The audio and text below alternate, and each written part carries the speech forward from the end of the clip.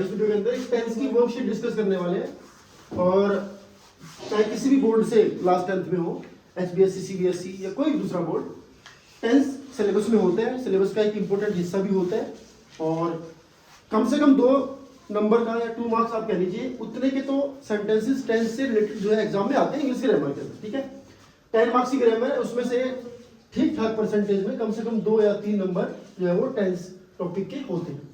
तो आज हम कुछ सेंटेंस डिस्कस करने वाले हैं। इन्हीं में से कोई ना कोई सेंटेंस आपको एग्जाम में मिलेगा।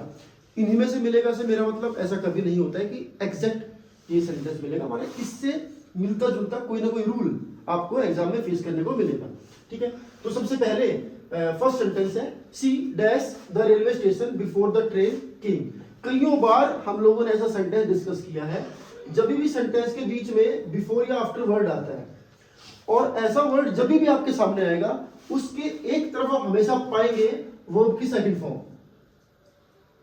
वर्ब की सेकंड फॉर्म, और दूसरी तरफ हर बार आप भरेंगे हैड प्लस वर्ब की थर्ड फॉर्म। तो एक तो तरीका ये है आपको याद रखने का। दूसरा ये भी है कि अगर आप एलिमिनेशन मेथड को ट्राई भी कर सकते हैं, हैज रीच्ड भी आ सकता है, सी के साथ हैज भी आ सकता है, लेकिन आपने देखा यहाँ पर वर्ब की सेकंड फॉर्म है, माने सेंटेंस पास्ट टेंस का है, तो हैज तो प्रेजेंट को शो करता है, तो ये नहीं आ सकता है। बिफोर का मतलब पहले, और पहले से मेरा मतलब ये होता है सेंटेंस के अंदर कि ये वाला काम हुआ है और इधर भी एक काम हुआ है, तो एक काम पहले हुआ है, दोनों काम सेम टाइम पर नहीं हुए हैं। अगर आप ये लिखते हैं तो इसका मतलब उसी टाइम पर ये वाला काम भी हुआ और उसी टाइम पर ये वाला काम भी हुआ, दोनों सेम ही टेंस के हो जाएंगे। इधर भी वर्ब की सेकंड फॉर्म और इधर भी वर्ब की सेकंड फॉर्म, तो एक टाइम पर नहीं हुआ है, बिफोर आया बीच में, माने पहले बाद में काम हुआ है। वॉज रीच्ड, ये वैसे तो ग्रामेटिकली गलत है, लेकिन ये पैसिव फॉर्म है। पैसिव फॉर्म से हम कई बार बताया मैंने आपको, सेंटेंस के स्टार्टिंग में आपको ऑब्जेक्ट मिलता है जब कोई सेंटेंस पैसिव होता है। सब्जेक्ट से शुरुआत नहीं होती है, ऑब्जेक्ट से शुरुआत होती है और लास्ट में बाय करके आपको सब्जेक्ट भी मिलता है। तो इन 3 ऑप्शन को अगर आप देखेंगे तो गलत है और यही बचती है सही है। तो सीधा सीधा सही को भी ढूंढ सकते हो या 3 गलत भी ढूंढ सकते हो, तो लास्ट में एक सही ऑप्शन बच ही जाएगी। अगला सेंटेंस क्या कहते हैं, His uncle does not dash here, live, lives, living या lived। सबसे पहले तो his uncle सिंगुलर सब्जेक्ट है।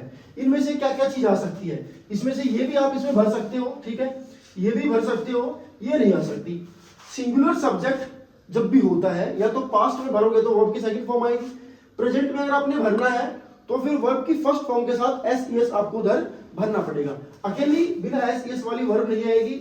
लिविंग इज ए वर्ब, इससे पहले अब वॉज वर्ब होना चाहिए था, अकेले आईएनजी वाली वर्ब यूज नहीं होगी इस तरह के सेंटेंसेस में। ठीक है, ये तो हुआ एक मेथड। दूसरा मेथड सीधा सीधा डू, डज या डिड। अगर आपको मिलता है डू, डज या फिर डिड, उसके साथ हमेशा ही वर्ब की फर्स्ट फॉर्म आएगी बिना एस के। ये डायरेक्ट मेथड है, इसका आप याद कर लीजिए। डू होगा, डज होगा या डिड होगा, तो उस केस में आपको वर्ब की फर्स्ट फॉर्म फिल करनी है, उसमें एस नहीं आना चाहिए। हाँ, अगर इस तरह का सेंटेंस सिंपल होता, पॉजिटिव होता, तो आप एस वाली वर्ब यहां पर यूज करते। तो एस वाली वर्ब आती पॉजिटिव सेंटेंस के अंदर, लेकिन उसको नेगेटिव में कन्वर्ट करेंगे तो नोट लगेगा, नोट से पहले डज लगेगा। अगर डज लगता है तो उधर वर्ब का एस जो है वो हट जाएगा। डन होगी बात। चलिए आगे बढ़ते हैं। थर्ड सेंटेंस क्या कहता है, Peter dash editing magazines for 20 years bye next January.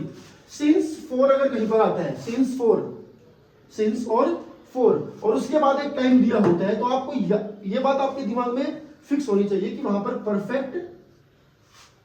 Perfect continuous tense है। कौन सा टेंस है, परफेक्ट कंटिन्यूअस। वो किसी भी टेंस का हो सकता है, प्रेजेंट परफेक्ट कंटिन्यूअस हो सकता है, whether it is past perfect continuous और फ्यूचर परफेक्ट कंटिन्यूअस। ये डिपेंड करेगा आपके सेंटेंस की पूरी फॉर्मेशन के ऊपर। जैसे आप आगे चले तो आपने देखा बाय नेक्स्ट जनवरी, नेक्स्ट माने आने वाला, तो फ्यूचर टेंस हो गया।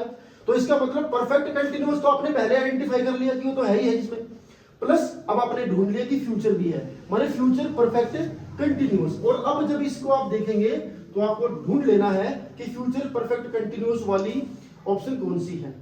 ये नहीं है, ये फ्यूचर कंटिन्यूअस की है, ये प्रेजेंट की है, और ये तो फ्यूचर में जो पास्ट की बात करते हैं उसकी है। तो ऑप्शन क्या बची, विल हैव बीन। तो क्या ऑप्शन है इसमें, विल हैव बीन। इसमें लिव, हैड, रीच्ड। धन्यवाद। चलिए आगे बढ़ते हैं। Peter dash 2 wickets before rain interrupted play. Interrupted verb की सेकंड फॉर्म, बीच में आ गया बिफोर, 2 मिनट पहले रूल हमने करा है, बीच में आफ्टर बिफोर आए, एक तरफ वर्ब की सेकंड फॉर्म आए, तो जो बचा हुआ जो हिस्सा है उसमें क्या आएगा, हैड प्लस वर्ब की थर्ड फॉर्म। और ये हैड प्लस वर्ब की third form, after before verb की सेकंड फॉर्म, ये वाला एग्जांपल 103% आपको एग्जाम में मिलेगा। लोग तो कहते हैं 101%, हम जोड़ रहे हैं 103%, एडिशनली 2% और। ये वाला एग्जांपल आपको एग्जाम में मिलने ही मिलने वाला है, जिसमें आपको पास्ट परफेक्ट और सिंपल पास्ट का कॉम्बिनेशन जो है वो फिल करना है। तो हेड प्लस वर्ब की थर्ड फॉर्म। तो इसका सीधा सा मतलब क्या होता है, बिफोर या आफ्टर लगाने से मतलब होता है कोई काम पहले या बाद में बताना चाह रहे हैं, ठीक है। तो जो काम पहले निपट गया वो आप हेड प्लस वर्ब की थर्ड फॉर्म से डिनोट करेंगे, और जो काम बाद में निपटा है उसको वर्ब की सेकंड फॉर्म से बताते हैं। तो इस लाइन का मतलब क्या बन जाएगा कि जब बरसात के कारण जो खेल है वो रुका, उससे पहले, माने उससे पहले कोई काम खत्म होगा उसकी बात कर रहे हैं, उससे पहले पीटर जो है वो 2 विकेट ले चुका था, माने 2 विकेट पहले ली गई है और खेल बाद में बंद हुआ है। तो जो काम बाद में हुआ वो वर्ब की सेकंड फॉर्म है, और जो उससे पहले निपटा दिया हम लोगों ने वो हेड प्लस वर्ब की थर्ड फॉर्म है, या फिर इसको पास्ट परफेक्ट भी आप कह सकते हैं। अगला सेंटेंस क्या कहता है, I dash him twice before he left for New York. फिर से वही है, बिफोर या आफ्टर का बीच में यूज हुआ है, और एक तरफ वर्ब की सेकंड फॉर्म है, तो यहां पर भी क्या आ जाएगा, थोड़ा ऊंचा ऊंचा बोलो, हेड प्लस वर्ब की थर्ड फॉर्म, तो हेड सी। डन है बात। चलिए नेक्स्ट, एडिशन, इस तरह का सेंटेंस पेपर में जरूर आता है। Edison dash newspaper for his survival in 1938। तो जब 1938 हमने देखा तो मतलब ये पास्ट का सेंटेंस है, याद रखो इस बात को, इसका सेंटेंस है पास्ट का।